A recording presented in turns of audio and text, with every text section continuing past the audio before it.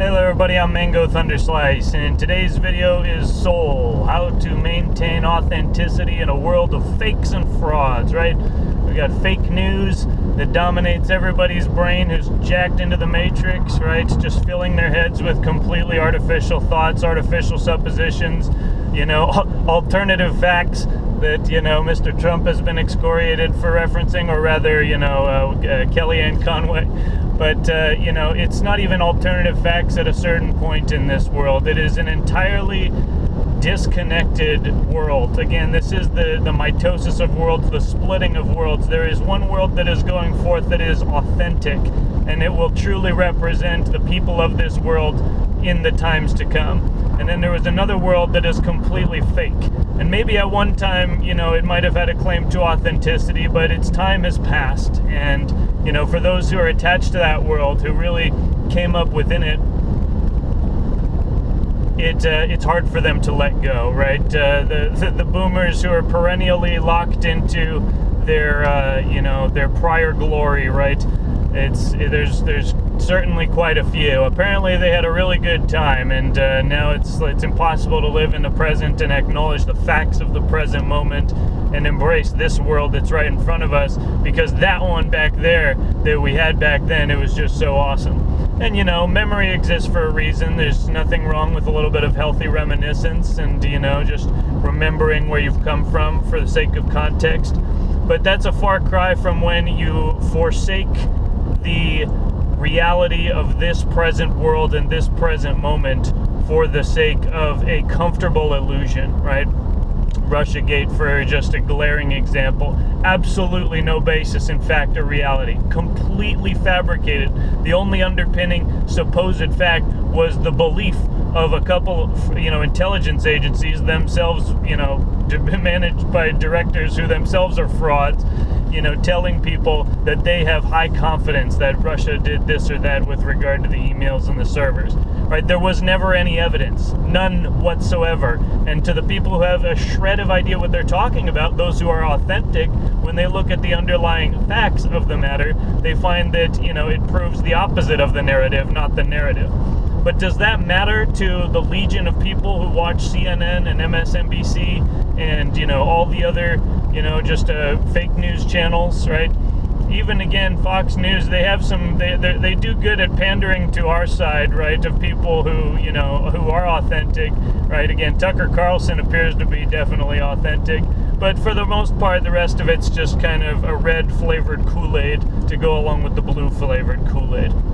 And, the point of Kool-Aid is that it is not actual juice. It is not authentic. It is a synthetic creation that is given to people to mimic the things that are authentic, right? Like the actual fruit juices, right? The organic fruit juices. How many people don't like to eat fruit, especially on the East Coast, because they've never actually tasted a ripe organic strawberry, right? I remember when Space Panther and I were in New York several years ago, and we were like, this was back when we were kind of, mostly vegan. And so we got cups of fruit at the store there, and it's hard to even describe how bland it was. It literally had no flavor. It just looked like a strawberry, but it wasn't the real thing. It was red, it was the shape of a strawberry, but you bit into it and there was nothing. Not one single molecule of strawberry flavor, whatever that molecule is. But it was none. And then by contrast, where we live, up where there's, farmers markets, real farmers markets, all over the place, because California legitimately is the most, diverse and powerful food producing state in the country, and one of the best in the world. This is why, again, there's a reason that people live here who fundamentally disagree with the commie rulership. It's because it really is nice in a lot of ways to be able to have access to that kind of bounty of nature, that authentic production of the earth. And you bite into one of the strawberries sold by, this guy who is at our farmer's market, and he figured out the berries, right? He figured out the secret of the berry, and they are literally the most delicious berries. The blackberries, the strawberries, the blueberries, just bursting with flavor. What these candies, these fake, fraudulent, toxic candies that the kids are raised on in the cities, is basically, it's best flavor in the synthetic realm is nothing compared to the taste of an authentic, organic, ripe strawberry or blackberry. And so when you have, again, those kind of experiences regularly, especially when you're young, you can really form a strong bond with authenticity and the value that is authenticity and connection with nature and your true self and this true world, right? There is nothing that is, the world might be made of frauds and lies, but there is nothing inauthentic about an organic, ripe strawberry.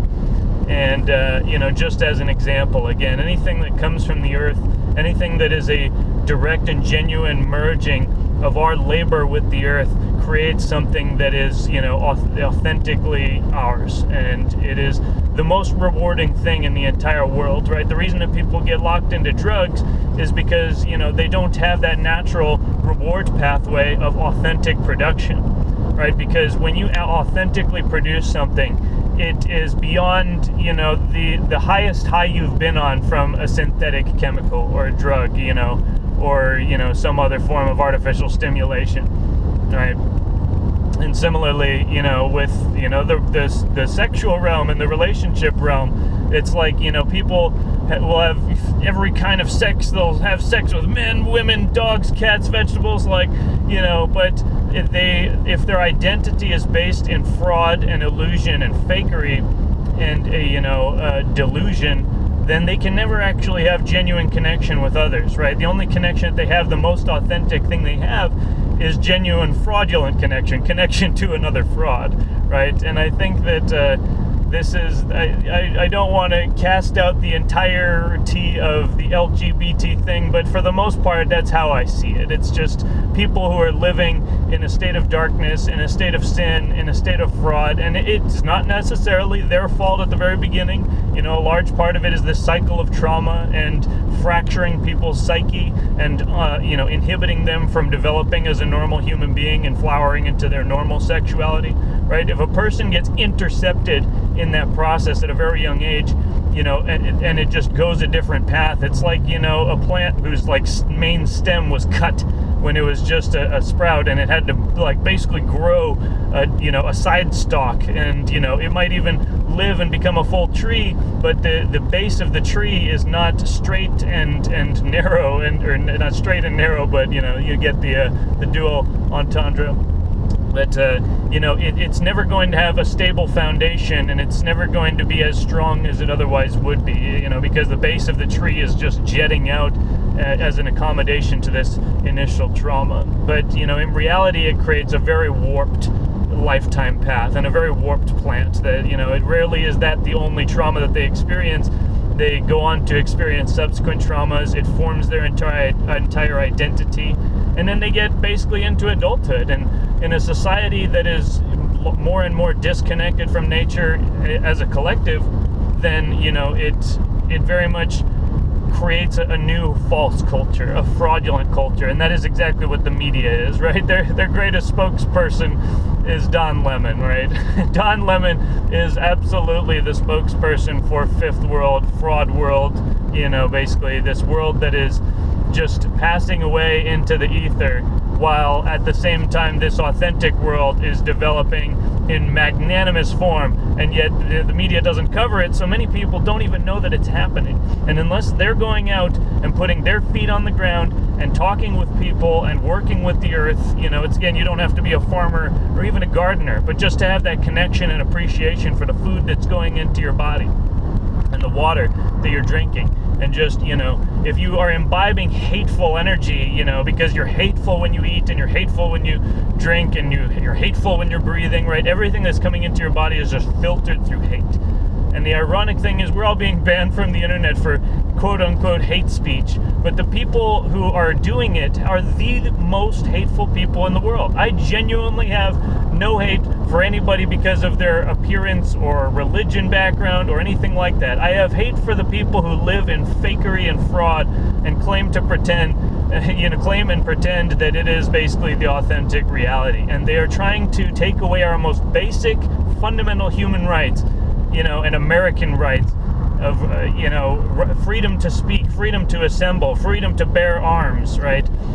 freedom to decide how we will live in our own communities and not be dictated to by bureaucrats and mandarins. These things are all under a full court press, as one subscriber mentioned a couple videos ago. It is a full court press by Fifth World at Sixth World, because Sixth World is ascended. This is the truth. Thucydides' trap is between, the people who are creating this new world of authenticity and going along with the true, authentic timeline as we move into this sixth age of man, right, the Aquarian age. And then those who basically have no idea what's happening. Maybe the closest they ever got to this concept was listening to The Age of Aquarius back while they were tripping on acid, right? It's important. Again, I wish to reiterate again and again that as bad as it seems on the boob tube, in the real world there is absolute magic happening. And if you can just place yourself in that world and put your feet on the ground and just find that joy and connection and authenticity within your own self, you will find that you just have this, shield, this just bubble of energy around you, and that, things, yes, they'll still bother you, they'll still, irritate you, but they don't trigger you. They don't, basically incite you to, reactive action. Because even if we're in a reactive state, if we're angry and our energy's all over the place, we're liable to make, mistakes. And, potentially, in worst case, mistakes that are as bad or worse than the people we're fighting, and the mistakes they make on a daily basis. And so, the root of the word authentic is AU, which is the root for gold, aurum, AURUM. And it is the root of, authentic, it is the root of author. There's a lot of words in the English language that begin with AU, usually signify true or pure or, basically the original. And so gold is really the original substance. It is kind of, like hydrogen is in a sort of sense with just the lightest element. Gold is the purest element. And it is basically, as some might say, above the speed of light, or rather, its resonant frequency is greater than the rate of induction in open ether, which is what we're calling the speed of light. And it does not degrade, right? It doesn't tarnish, right? Gold, that's why they can, and it has properties that are unlike any other element, right? The reason that on the sun shields on the spacesuits is just gold that is like a single atom thick, they say, and so basically it just forms this, perfect layer.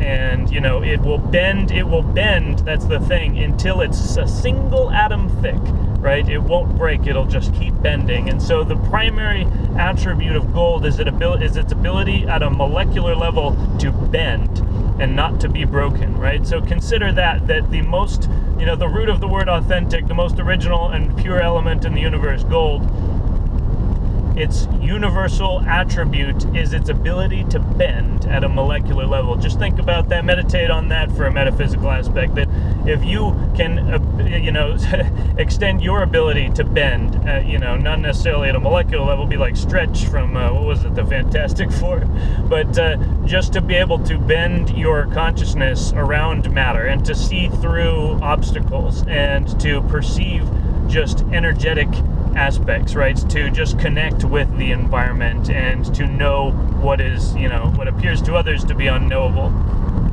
Similarly, on the other side, we have lead. Lead is basically the most dense of the metals, and it repels basically all energy. That's why they put, except for gamma rays, but lead, they put, a lead vest on you when you go to the doctor's office. Your head's still exposed and the glands in your neck like your thyroid, but, they'll give you the radiation to take pictures of your mouth. And the reason they can take pictures of your mouth with x-rays is because those rays are going through the muscular tissue, and so it creates a picture of the density of the different materials that it goes through. But it doesn't go through the lead.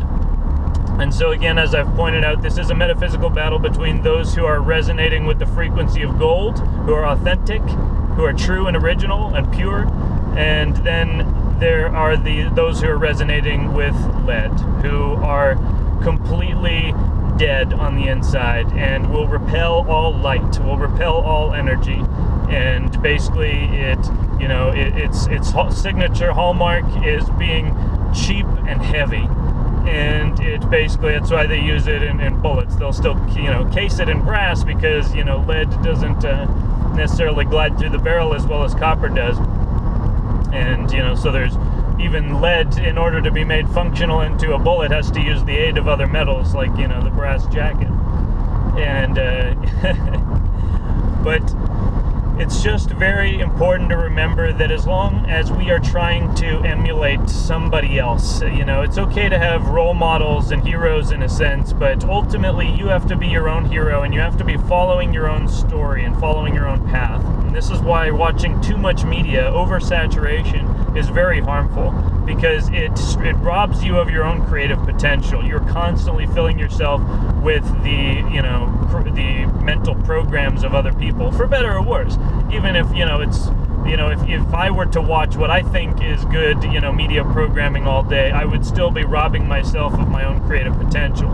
If I were to watch horror movies and play violent video games and watch Rachel Maddow and CNN in between, my brain would be shot. I mean, even as solid as I feel like I am, that would really rattle me. That would be a very significant disturbance to my energetic field, to be inundating myself with all of that kind of programming and to that level, because it's garbage. It is completely inauthentic.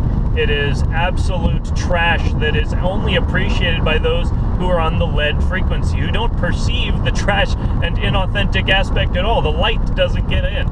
And they just like it for its extrinsic relation to their aims in their material body, right? The most transcendent thing a materialist will ever, experience is thinking about their own mortality, man. Like, in this LSD documentary, all the Sting kept bringing up, and these celebrities, seems to be a common theme that we're all just gonna die one day, man. And then we'll be gone. It's like, again, if you think that you're gone at death, you're liable to do anything in life because you don't feel that there is any universal accountability.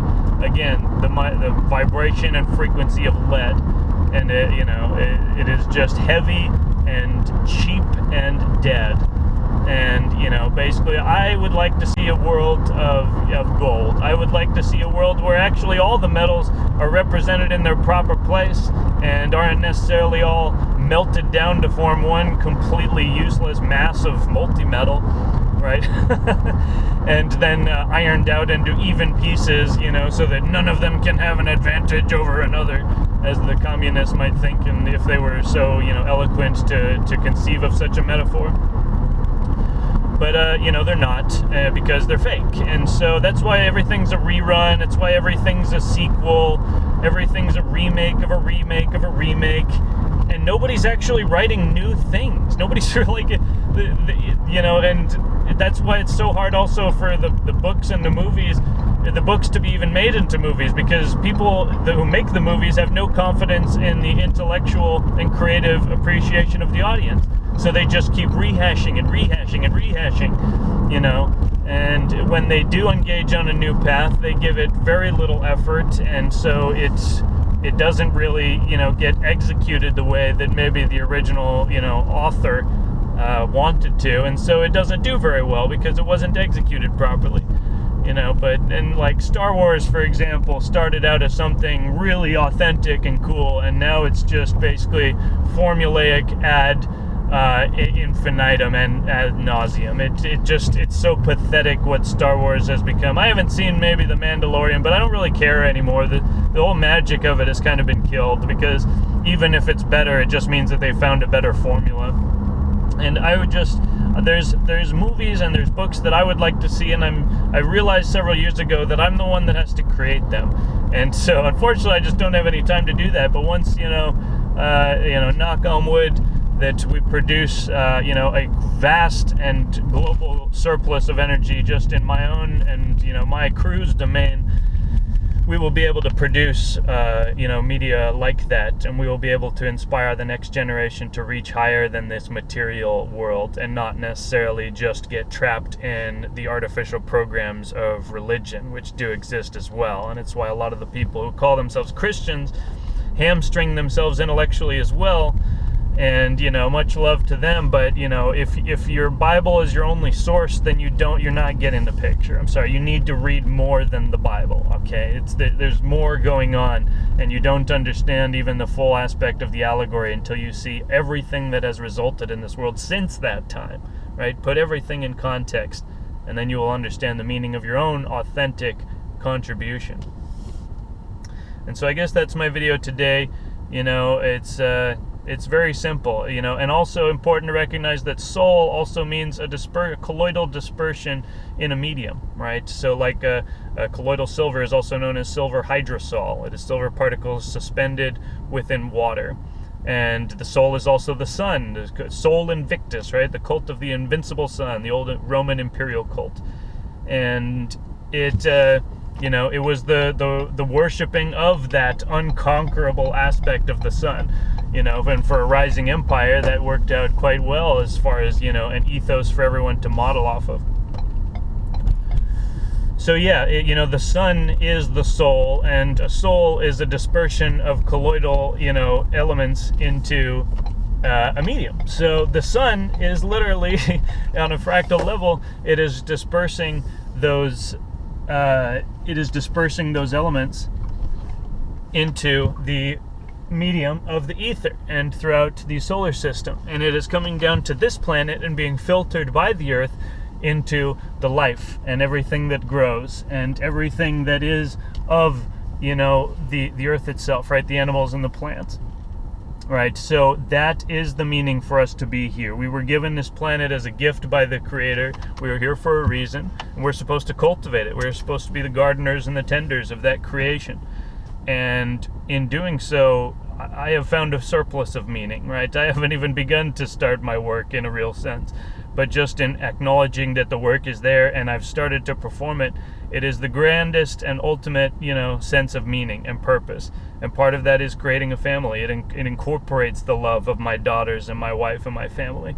It is absolutely part and parcel. It's not separate. I do not love God separate to myself and my family. We are of God. We are the children of heaven. And so it's time for us to become the parents of heaven and create it here on earth. So, are you with me? If so, share the video, hit the thumbs up, and I'll see you guys next time. Cheers.